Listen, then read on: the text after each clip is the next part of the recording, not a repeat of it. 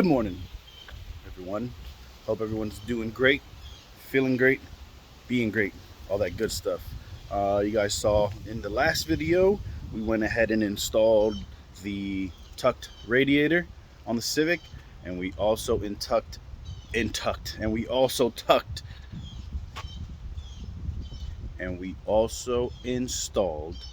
the master brake cylinder. Golly. So I think today, on today's mission, we're gonna try to install the fuel cell into the trunk of the Civic. We're gonna have to cut some metal. We're gonna have to measure it out to fit inside of that little where your spare tire would go, your replacement tire, whatever you want to call it. We're gonna put it into that little tub. So we gotta cut some bars, measure it out, make sure it fits, weld it to the tub, and then mount the fuel cell to that bar. So we'll get to that in just a second, but first I have to take out the welder from the back where it's stored. It's a buddy of mine who it's just been sitting here. He lets me use it whenever I need it. Hopefully I can fix the tip of it because it was a little bit messed up, but I bought new tips and hopefully I can make that work, and we can go from there. We could do the welding. Damn, that light sucked. We could go ahead and do the welding and the mounting of the fuel cell.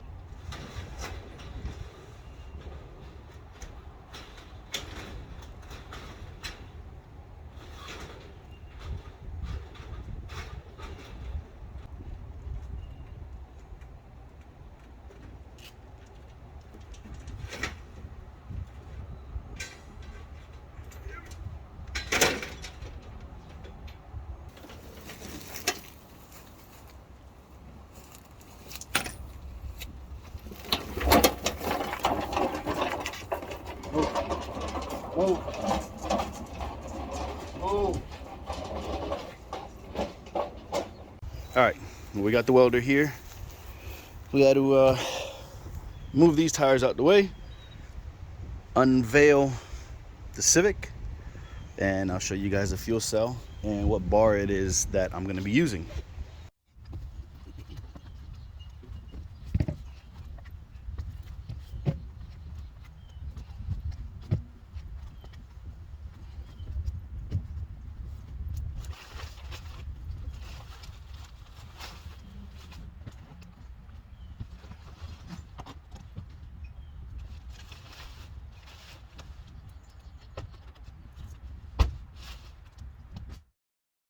So here it is, guys. Here's the fuel cell that I chose for the CRX. I want to say it was a 5-gallon. I could be wrong. Please do not quote me on it. But it's just a eBay, no name brand, nothing of that nature. It's just an eBay fuel cell. I didn't need nothing fancy for this car. So here it is. I'm gonna show you guys where I want to install it, which it's gonna be in this area here. All right, so let me get these wires out of the way. Let me show you guys how I want to do it. So my plan is, you see, I have it installed there, but it's not gonna be inside of the tub. It's actually gonna sit level with the tub where it indents in. So what I have to do is get some bars and either shoot them straight across, and then let these holes, I'll drill into those bars and let the holes match up with the bars. That is the plan. Hopefully the plan works out the way I want it to. All right, so this long piece of square tubing, I know it's rusty. It's been kind of sitting outside, so I'm gonna grind it down and get it back to prettiness. So this piece of square tubing is what I'm going to be using to make the bars to shoot across the wheel tub for the fuel cell to sit on. So just imagine a 2-foot piece is gonna shoot from here across to here, welded, and then for the back side of the fuel cell, the same thing, a piece from here to here, welded, leveled, so that everything is, you know, level. What I might have to do is, because the way the fuel cell, if you guys notice this little part right here on the fuel cell, it has a dip.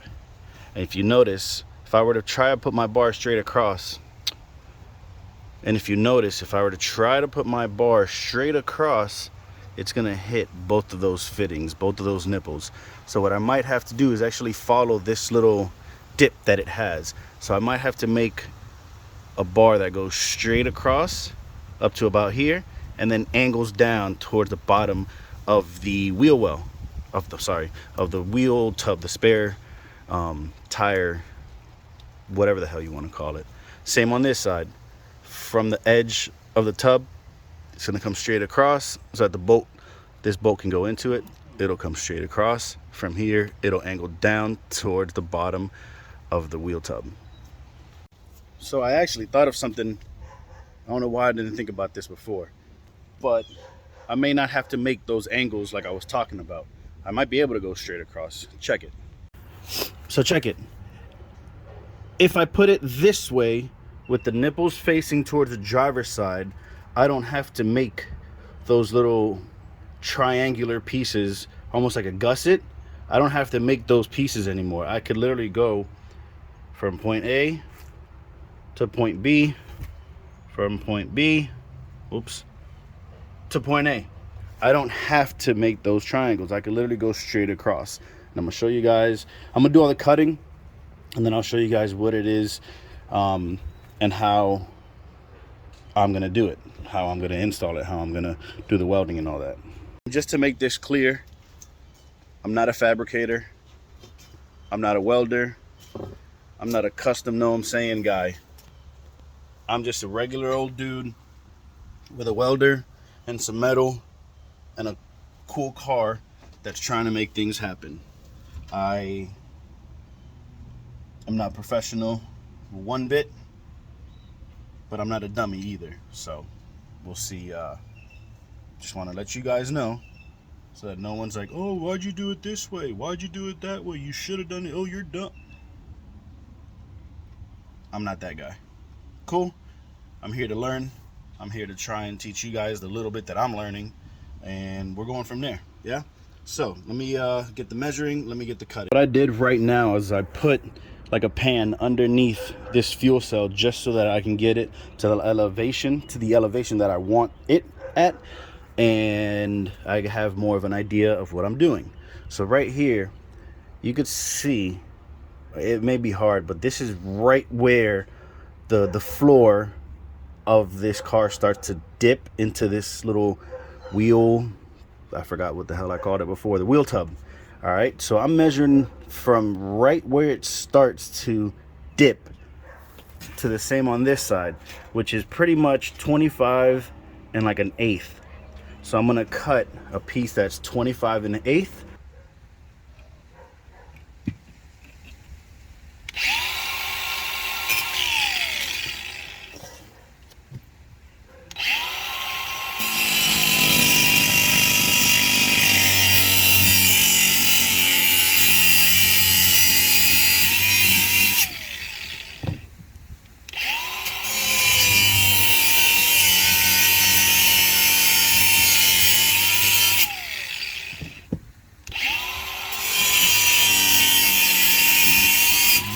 All right, so I cut the piece of square tubing to 25 and an eighth.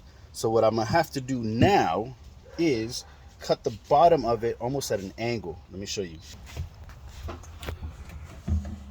If you notice here, like I said, it has that curve down into the tub. So I wanna cut it at an angle right here. Almost like a 45 degree, maybe a little bit less, so that I have the same somewhat curvature of that drop so that it fits nice and snug. Okay, so first what I have to do, or had to do, was get rid of this factory sound dampening on both sides. You can see there, you see there. And what I did, I measured the same distance from this like trunk wall in. I think that was 3.5 inches, and same on that side. From here in was about 3.5 inches. All right, so I got the first side cut and measured and all that good stuff. You can see that slight angle that I made on it. It sits on that much better. Same on this side. Where you at? Right there. See that angle that I made on it? Let me scoot it back probably just a little bit, about there or so. I made an angle and now it sits a lot better so that when I go to weld, it's gonna be easier. I think that gap could be filled. Guys, just so you know, one day I will do a full video as to all the parts that I have already for the CRX, that I have it in my trailer at my house. One day I'll make a full video as to everything that I have, and I'll show you guys what I've collected within the past months. So just so you guys get an idea, that's kind of what it's looking like as of now. This is the passenger side. This over here is the driver's side. And now I have to measure where that bar is gonna go. So what I was hoping to do was put the fuel cell kind of right smack in the middle of the trunk. Pretty much like where this is. I wanted to go middle, but I might have to go more to the passenger side because of the nipples that I have here. So let me just real quick, let me move this over. If I get it as close as I can, yeah, see, that's going to give me more space in order to work. If I have to put 90s, or if I got to put it straight to a 90 to go for the fuel pump, that's better. That is going to have to be off center. Okay, so put a level on it. Make sure it's dead smack in the middle. I made my marks there. And I made my marks there. So now I'm gonna go ahead and grind off all of this funk, nasty stuff here. Funk, nasty stuff here. And then the same thing, do my measurements, do my leveling and all that stuff. So here we go, fellas. I have 3.5 inches from here to this edge. I've got 3.5 inches from here to this edge. From my half to my other half, I've got 14.5. From my half to my other half, I've got 14.5. The reason I did that is because when you come out here and you measure the middle of the hole to middle of the hole, you got 14.5. Obviously you don't want to go directly to this edge and directly to that edge unless whatever bar tubing you're using is thicker than that. So my 14.5 is going to sit directly right in the middle, middle over there, middle over there, middle over here. So now I'm going to go ahead and mark my lines like I did over here. I'm going to go ahead and mark them here, clean up these two pipes, fit it again, lay the fuel cell on top, make sure it fits, and then get to welding. Once the welding's done, then I'm gonna go ahead and mark the hole as to where I need to drill out in order for the fuel cell to be sandwiched or screwed or bolted down to those bars. So first, like I said, I'm gonna go ahead and clean up the tubes, the square tubing, with this guy right here. The same thing I was using on the inside to get rid of the sound dampening, sorry. So I'm gonna use this, clean up those square tubing. And one down, one nice and clean, and one to go. And there we have it, number 2 done. So now I'm gonna put the fuel cell on top, make sure I'm good, make sure my measurements are correct, and hopefully get to welding after that. Go.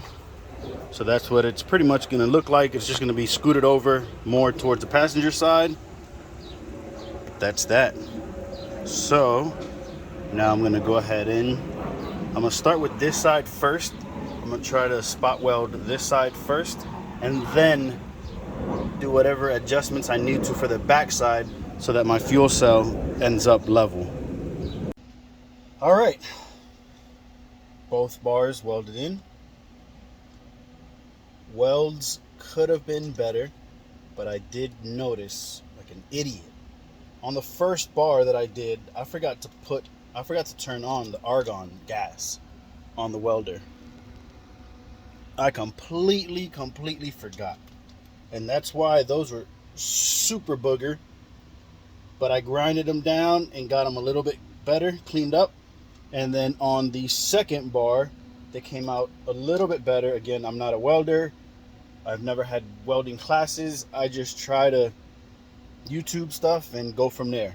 I'm not great at it at all, but put the argon I put the argon on and the welds came out a little bit better. So this is the back side. This is the front that I already grinded.